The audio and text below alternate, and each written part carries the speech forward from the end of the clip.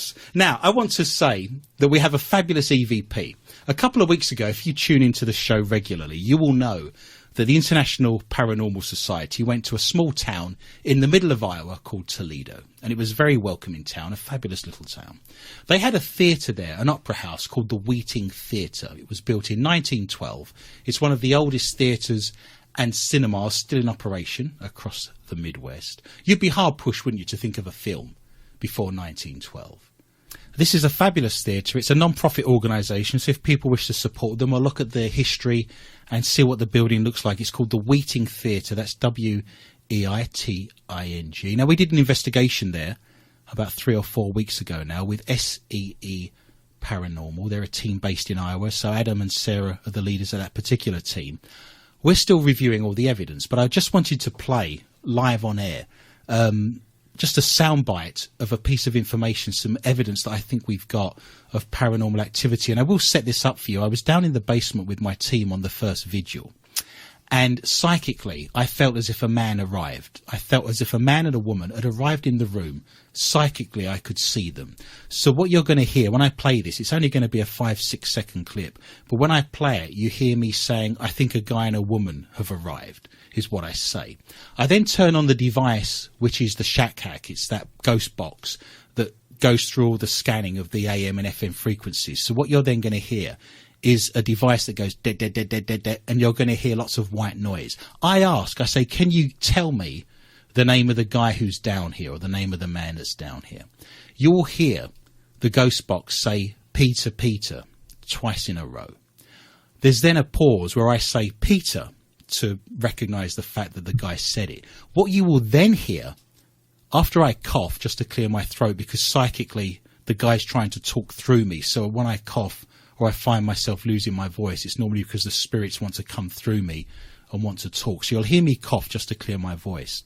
And then you'll hear an EVP of the actual ghost speaking to me, and he goes, Peter, Peter. And then I say, can you confirm, do you prefer being called Peter or Pete? And he says Pete. So in this 5-6 second recording, you have me being psychic saying a man has just arrived. I then ask the man his name. On the ghost box, he says Peter, Peter. I turn the ghost box off. You then hear an EVP of the ghost actually telling me in real time his name's Peter, Peter. And then I say, do you prefer being called Pete or Peter? And back on the ghost box, he says Pete. Now, why this is incredible is that in that 5 to 6 seconds, you have me being psychic, which is then backed up by the equipment. You then have the equipment saying, Peter, Peter. You then have an EVP of him saying, Peter, Peter. And then for stimulus and response purposes, I say, do you prefer being called Pete or Peter? And he says, Pete. So you have psychic, ghost box, EVP, followed by ghost box again, stimulus and response, question and answer. And all of that is remarkable. I have never, in 20 years of paranormal investigating all over the world, found a clip, and I have to thank Sarah and Adam for giving me this clip. It was on their digital voice recorder, and actually recorded it on 2 devices as well to back it up. I've never had a clip that backs up psychic, ghost box, EVP, plus ghost box again, all in one small clip. So what I want you to listen out for, I'll play this straight away and we'll go through it a couple of times. So Greg's the tech expert here. This is the basement of the Wieting Theatre in Iowa, and we'll just have a listen to this and see what it sounds like. Absolutely, that's a clarification of that. I think there's a guy down here and that woman. Could you tell me the name of the man that's down here? Peter.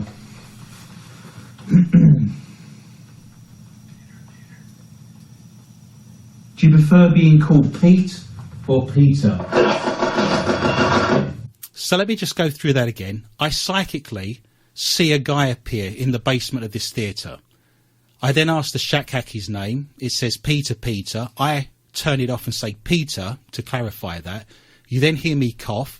You then hear Peter, Peter said by the ghost, actually saying it in real time. In a whisper. Yep, so turn up your speakers or your headphones.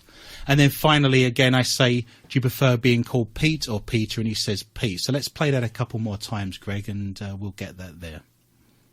Absolutely, that's a clarification of that. I think there's a guy down here and that woman. Could you tell me the name of the man that's down here? Peter.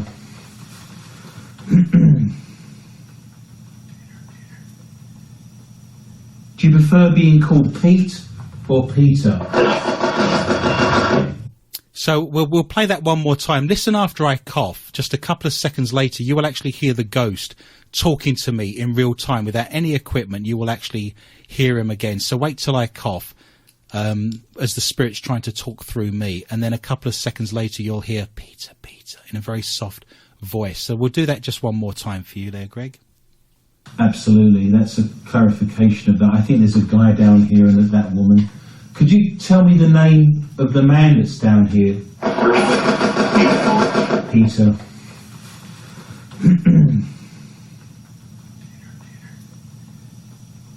Do you prefer being called Pete or Peter? See, I find that remarkable. I've never ever, as I mentioned before, had a soundbite, an audio recording that has all those things on it. That's like a triple whammy of psychic being backed up by Shack Hack, being EVP, then Shack Hack again. Is a remarkable 5 to 6 seconds worth of audio recording. There's 3 bits of evidence there from 3 separate sources, all corroborating with one another, all at the same time. Is wholly remarkable. I don't know what you think of that, Heather or Kim, round the table. Any thoughts you want to share on that? I actually thought I had heard something a little bit in you talking in the beginning. I'll have to go back and listen to it, but it sounds something right before the Pete on the shack. I think it says Peter, Peter on the Shack Hack. Well, this is before you even turn the Shack Hack on. Oh, yes. Like when you were talking, I heard something else in there. I can't make it out, but I'll have to go back and look at it. The interesting thing about that clip is that, again, Sarah and Adam at SEE Paranormal in Iowa, they've done some historical research, and the remarkable thing is that they've actually found a citizen for Toledo back in the day the theatre was built at the turn of the last century, whose name was Peter Peters. That was his name.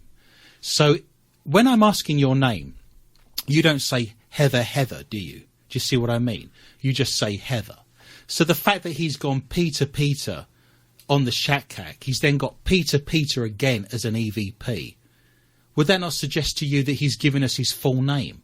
If there was a citizen in town who's long since passed, who was connected to the theatre, and his name is Peter Peters, would you not think at that point that would be an amazing coincidence if that was not the spirit we was talking to? He's given us his first name and his last name. When people say, what's your name? You don't go Kim, Kim, do you? Do you see what I'm saying? And he said that twice. He said it on the ghost box, and then he said it as an EVP, which makes me think that we've actually got the full name of the guy, last name and second name, and the history now is backing up the psychic, the ghost box work, and the EVP, and we have the history now to back up that a guy in town during that period of history was called Peter Peters. Does that not suggest to you that an afterlife exists? Ghosts must exist. An afterlife must exist for those 4 things to come together in that moment to make that happen. That could not happen by coincidence, could it? All of those things. That would be remarkable. Greg, you look like you're itching to say something. No, that's just pretty amazing when you get that much stuff all at the same time, because a lot of times you sit there for hours and just pick up bits and pieces, and this is all together. Yeah, I've never ever, in my paranormal background and experiences, ever had the psychic backed up by the Shack Hack, backed up by the EVP. My book's Mysterious Minnesota. This is what the book's about. It's finding